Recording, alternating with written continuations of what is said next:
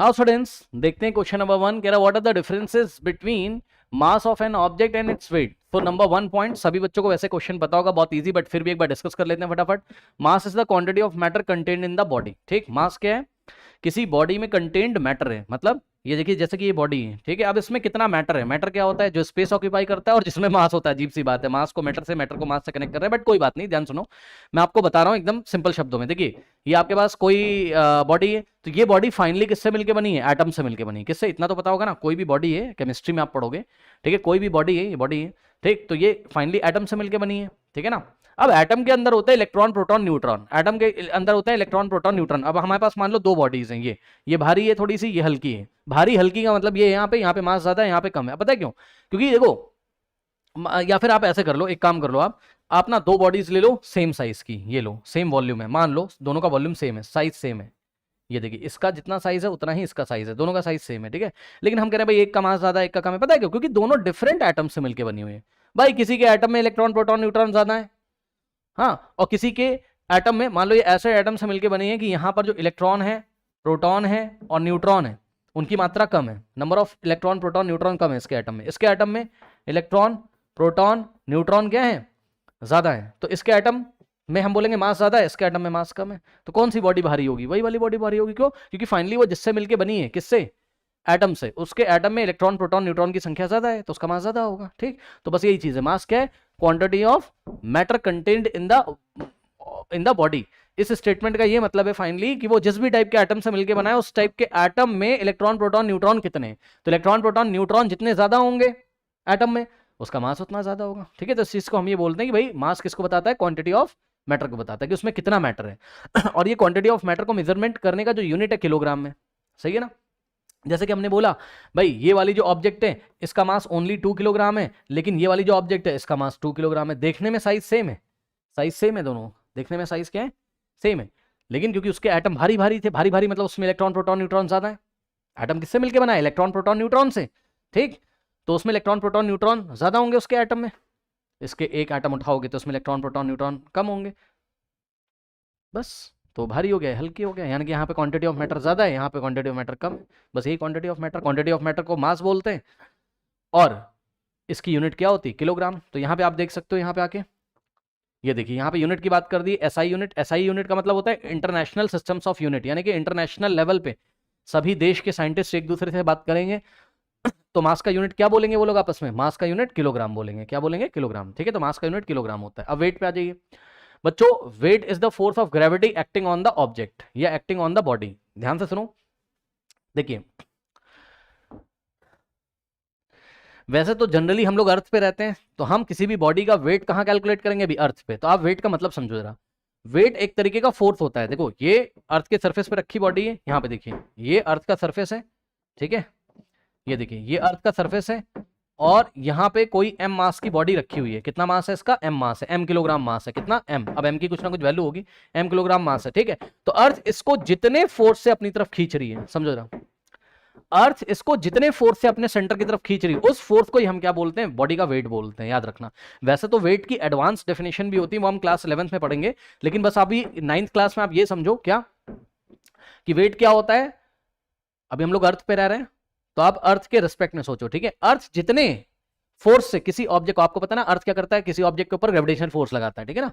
तो बस वही चीज है, अर्थ जितने फोर्स से उस ऑब्जेक्ट को अपने सेंटर की तरफ खींचेगा, वही क्या है? उस बॉडी का वेट है। और वेट निकालने का जो फॉर्मूला होता है वो होता है क्या?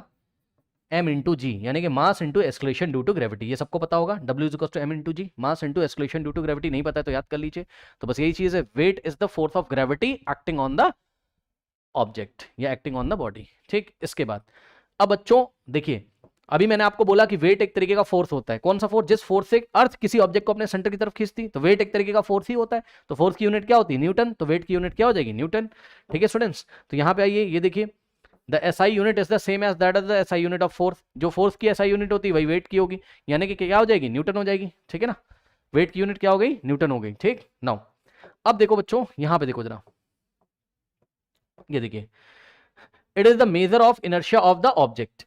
ठीक है, मास क्या है? ये बॉडी के इनर्शिया को बताता है। ये हमने चैप्टर नंबर 2 में शायद पढ़ा है, force and laws of motion में। यस, इनर्शिया क्या होता है? इनर्शिया बॉडी की वो प्रॉपर्टी होती है जिस प्रॉपर्टी के कारण वो अपने अंदर होने वाले चेंजेस को अपोज करती है। मतलब अगर उसके स्टेट ऑफ रेस्ट को आप डिस्टर्ब करना चाहते हो, मतलब कोई बॉडी रेस्ट में उसको अगर आप डिस्टर्ब करना चाहते हो, ठीक, उसको आप मोशन में लाना चाहते हो तो आपको फोर्स लगाना होगा ना, तो रेस्ट में तो रेस्ट में ही रहना चाहती है। अगर कोई मोशन करी तो मोशन में रहना चाहती है, अगर आप उसके मोशन को डिस्टर्ब करोगे तो उसको रेजिस्ट करेगी। तो इस प्रॉपर्टी को, किस प्रॉपर्टी को? अपने स्टेट ऑफ मोशन को रेजिस्ट करना, मतलब अपने स्टेट ऑफ मोशन में होने वाले चेंजेस को रेजिस्ट करना, या अपने स्टेट ऑफ रेस्ट में होने वाले चेंजेस को अपोज करना। ये जो प्रॉपर्टी, इसको इनर्शिया बोलते हैं। और जिस बॉडी का मास जितना ज्यादा होता है उसका इनर्शिया उतना ज्यादा होता है।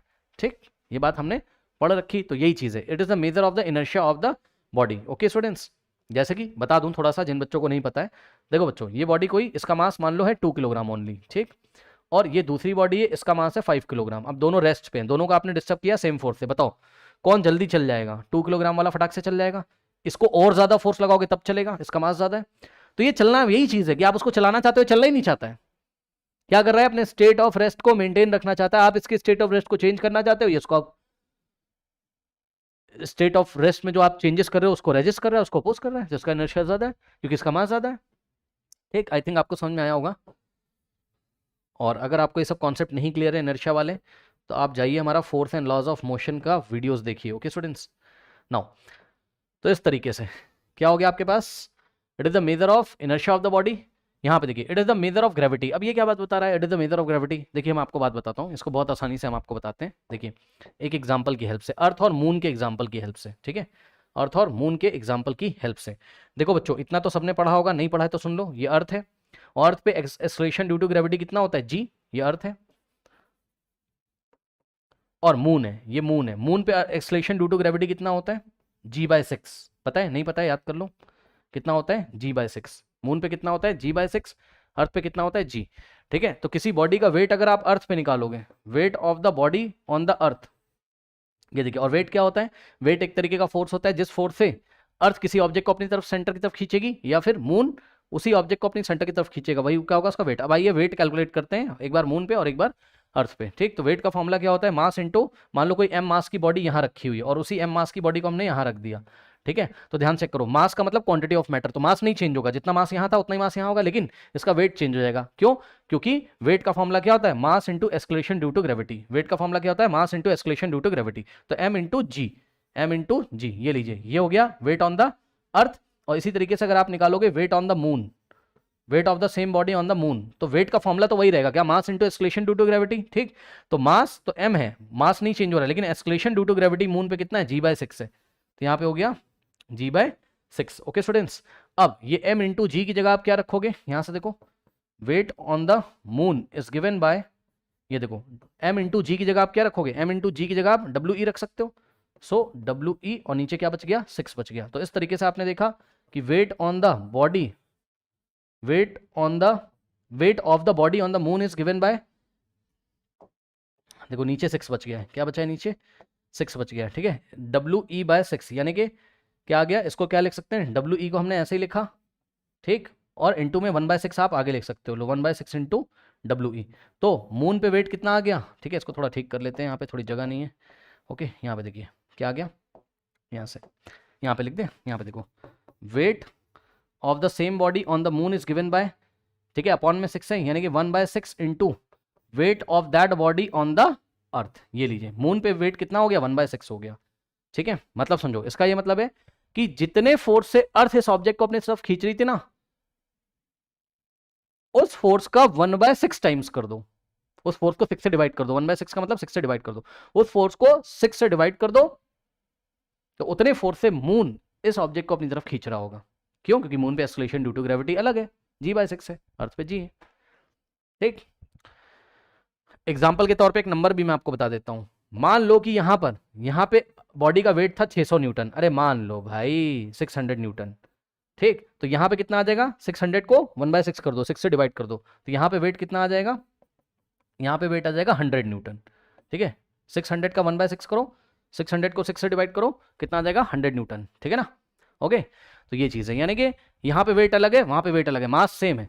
अर्थ इस ऑब्जेक्ट को, ठीक है, कितने वेट से, कितने फोर्स से अट्रैक्ट कर रही है? 600 न्यूटन से, लेकिन मून सेम ऑब्जेक्ट को कितने वेट से, कितने फोर्स से अट्रैक्ट कर रहा है? 100 न्यूटन से। ठीक है, तो ये चीज़ होती है, यानी कि वेट क्या होता है? अलग अलग जगह पर वेट अलग अलग हो सकता है, ठीक है, वेट वेरी कर सकता है, वेट फिक्स नहीं होता लेकिन मास फिक्स होता है, ठीक है, इस बात का ध्यान रखना।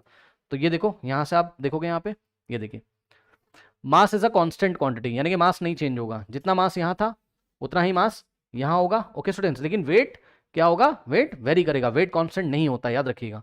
Wait is not constant quantity, ये फिक्स नहीं, कांस्टेंट मतलब फिक्स, ठीक है, वेट कांस्टेंट नहीं होता है, it is different at different places, अलग अलग प्लेसेस पे वेट अलग अलग हो सकता है, क्यों, क्योंकि अलग अलग प्लेसेस पे जी की वैल्यू अलग अलग होती है, ठीक है स्टूडेंट्स।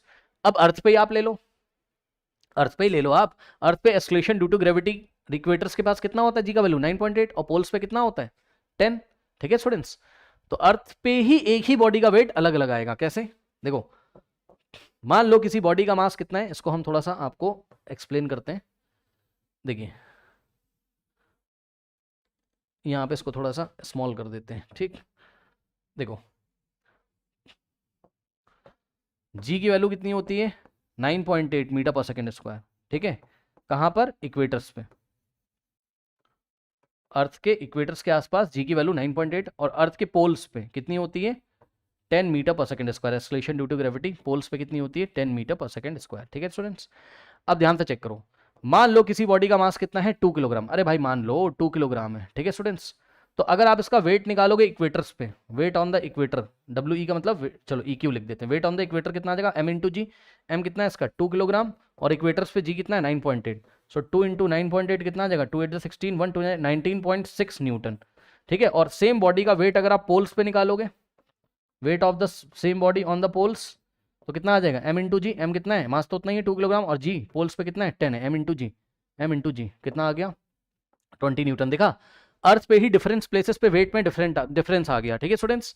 सेम बॉडी जिसका मास कितना था 2 किलोग्राम, एक बार उसको इक्वेटर के आसपास ले गए तो 19.6 न्यूटन के फोर्स से अर्थ इसको अपने सेंटर की तरफ अट्रैक्ट करेगा, लेकिन पोल्स पे जब ले गए तो 20 न्यूटन से उसको अट्रैक्ट करेगा, देखा वेट अलग अलग आ रहे हैं। तो वही चीज है, वेट अलग अलग प्लेसेस पे अलग अलग होता है, क्यों, क्योंकि जी की वैल्यू वेरी करती है, acceleration due to gravity vary करता है। आई थिंक अब आपको समझ में आएगा। तो weight is not constant, it is different at different places. इसके बाद बच्चों जो आपका मास होता है ये एक स्केलर क्वांटिटी है, मास क्या है आपके पास स्केलर क्वांटिटी। स्केलर क्वांटिटी क्या होता है, जिसके पास ओनली मैग्नीट्यूड होता है। भाई मास जब आप बताते हो, जैसा अभी यहाँ पे आपने बात करी, मास कितना है 2 किलोग्राम, तो 2 किलोग्राम क्या है इसका मैग्नीट्यूड है। मास बताते टाइम डायरेक्शन की बात आप नहीं करते हो, लेकिन वेट एक तरीके का फोर्स है, और वेट को बताते टाइम आप डायरेक्शन की बात करते हो। बार बार मैं आपसे बता रहा था ना, अर्थ और मून का मैंने एग्जाम्पल दिया था, तो मैंने बोला था आपको क्या कि वेट किसी बॉडी का वेट क्या होता है, एक तरीके का फोर्स होता है, जिस फोर्स से अर्थ किसी ऑब्जेक्ट को अपने सेंटर की तरफ अट्रैक्ट करती है। तो डायरेक्शन क्या है, towards the centre of the अर्थ, ठीक है स्टूडेंट्स। तो वेट की एक डायरेक्शन होती है अर्थ के सेंटर की तरफ, या मून पे ले जाओगे तो मून के सेंटर की तरफ, समझ गए, ठीक। तो अगर हम आपको पूछें वेट कहां लग रहा है, तो ये डायरेक्शन है वेट की, यहाँ पे वेट कहां लग रहा है, ये डायरेक्शन है वेट की, toward the moon, toward the centre of the earth, earth के सेंटर की तरफ या फिर मून के सेंटर की तरफ, डिपेंड करता है मून पे ऑब्जेक्ट है या अर्थ पे, ओके। तो इस तरीके से आप बोलोगे, तो आप बोलोगे भाई देखो वेट क्या होता है, ठीक, वेट क्या होता है, वेट के पास मैग्नीट्यूड भी होता है और डायरेक्शन भी होती है। तो वेट क्या है, weight is a vector quantity, तो weight is a vector quantity, ठीक है। ये क्या है, वेक्टर, वेक्टर क्या होते हैं, जिसके पास मैग्नीट्यूड भी होता है डायरेक्शन भी होती है, ठीक। इसके बाद लास्ट वाला पॉइंट मैं आपको बता ही चुका हूं कि एसआई यूनिट जो होती है आपकी वेट की, वो क्या होती है, न्यूटन होती है, ठीक है। मास की क्या होती है, किलोग्राम होती है, ओके स्टूडेंट्स। तो उसका आप नोट कर लीजिए, समझ लीजिए, ये 5 पॉइंट्स आप लिख दोगे तो आपको एग्जाम में मार्क्स मिल जाएंगे, फुल नोट कर लीजिए।